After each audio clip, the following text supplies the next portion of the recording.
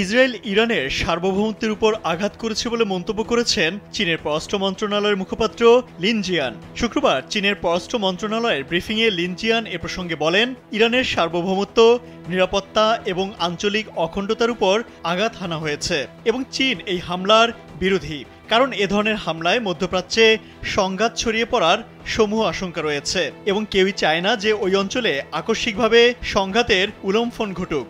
এই আঘাতের ফলাফল গভীর ও সুদূর প্রসারী হবে। মধ্যপ্রাচ্যে সংঘাত ছড়িয়ে পড়া ঠেকানো, শান্তি ও স্থিতিশীলতা রক্ষায় এ হামলার সঙ্গে সংশ্লিষ্ট সব পক্ষকে সচেষ্ট হওয়ার আহ্বান জানাচ্ছে চীন। উত্তেজনা হ্রাসে যে কোনো গঠনমূলক ভূমিকা পালনের জন্য বেইজিং প্রস্তুত বলেও জানিয়েছেন লিন জিয়ান।